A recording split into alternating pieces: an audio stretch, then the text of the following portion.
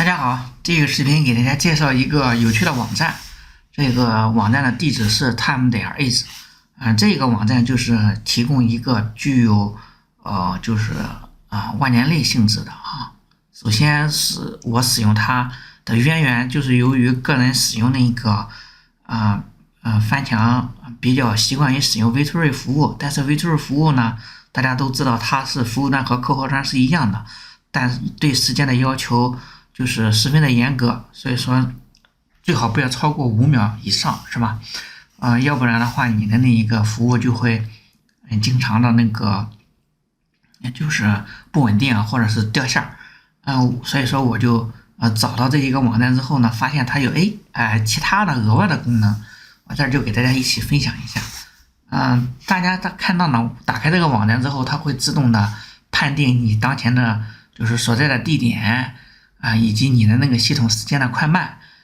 如果大家就是感觉你的那个就是超过0.5秒啊或1秒以上的话，我建议大家就是进行一些时间同步。Windows 的同步呢比较简单，我给大家演示一下。至于像苹果系统的，就是 macOS 以及那个其他的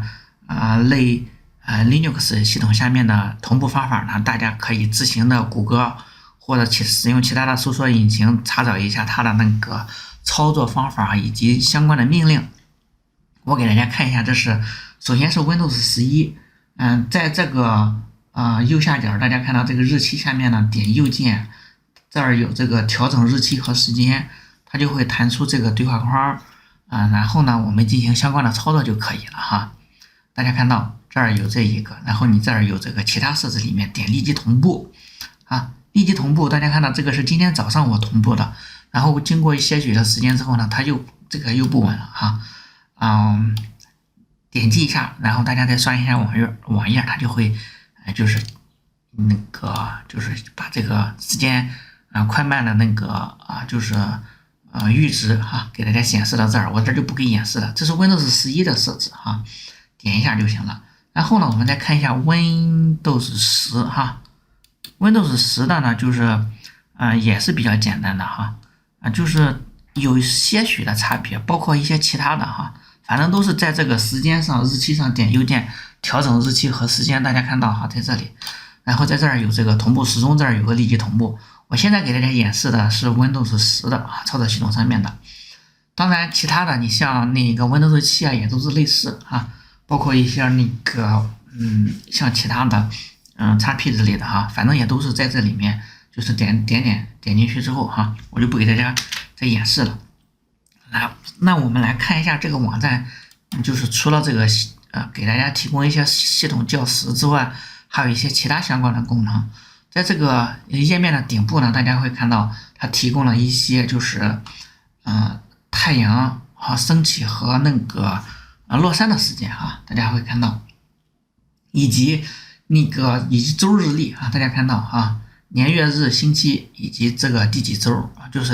是本年的第几周。现在2022年已经过了到第5周了周历是第5了。然后我们再来看看这个往下的，就是说现在就是各个时区的那一个就是比较算是比较有名的这些大城市吧，是吧？那我们再往下看一下，就是最下面大家看到它会记录你当前访问这个网页的这些相关的一些 IP 地址以及位置信息。当然它还提供那个其他的语言的我们就不看了，还有一些相关的这些下面的一些小组件，我给大家介绍一下那个简单的一些快捷键。这些快捷键呢，就是大家在这个里面也可以发现以及一些常用的问题，我就不给大家说了我们来看一下这个快捷键我们首先来到这个就是首页的顶部，我们来看一下它还提供了这个声音呢，就是 Shift 加 S 如果你要是使用这个网站的话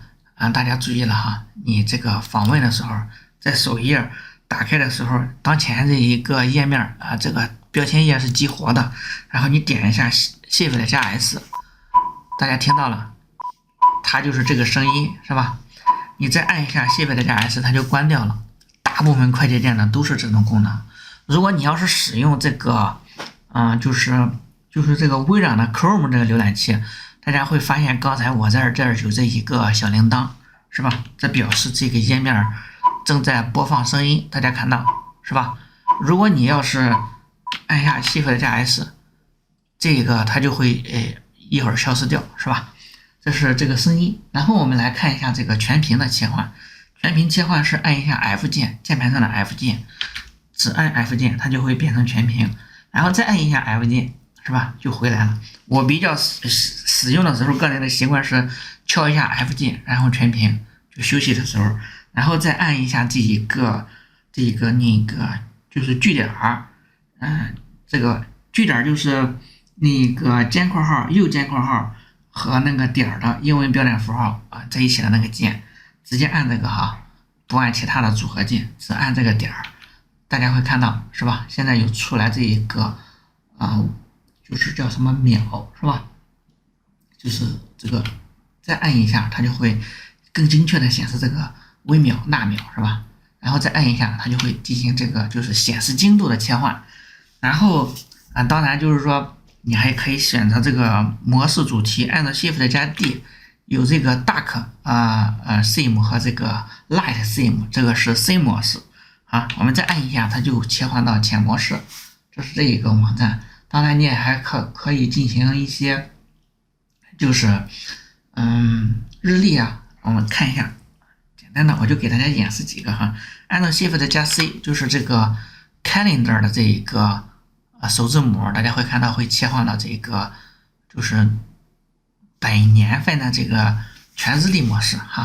当然你还可以看一下其他的年份。那如果怎么回来呢？我们按一下这个 Home 键我们再按一下 Home 键，按一下 Home 键，大家会看到它就会第一次 Home 键它是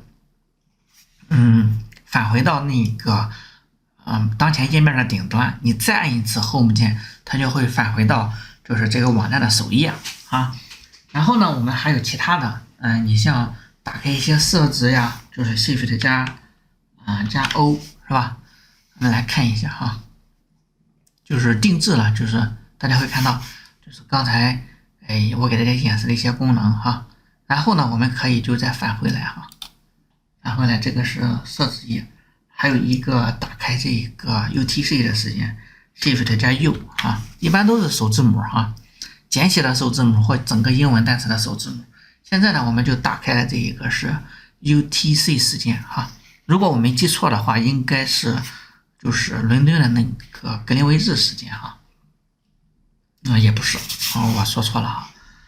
我也不知道是什么时间，反正就是这儿有的这个什么叫这个协调通用什么时间大家应该比我清楚。我们再看一看就是其他的功能，以及它还有一些转换功能，时区的转换我们来看一下 Shift 加 T 转换的功能是这一个。这个时区转换，大家可以就使用一下它的功能。你再回到这个首页，回到首页它还有这一个时钟大小我们来看一看 Shift 加 Z， 这个就是 Room Room in Room out， 反正就是一个循环，大家发现了就这么简单当然还有一个其他的就是转换一下货币的那个，就是按照 Shift 加4那个键，$ 符那个键它就会打开一个新的那个货币转换网就是它会转换到就是当前的这一个就是你的位置，大家看到这个是新加坡嘛是吧？它会转换到美元换新加坡了，就1美元可以换1.35新加坡元，大家会看到是吧？这个就挺好的是吧？然后我们再来给大家看一个其他的，就是还有一个回到这个网站还有一个快捷键，简单的就是 Shift 加 M， 看一下 M 就是 Menu 菜单大家会看到就会跳转到这里来了，它各种的包括提供了你做网页开发的，它可以有网页小组件，我们来可以点开看一下，以及移动的应用我们来都给大家展示一下吧。反正就是也不是说那个怎么这个怎么说呢，就是说你如果做网页开发的话，你可以把它放在你的网站上，这些都是有一些参数的设置，是吧？包括一些脚本文件啊、CSS 相关的一些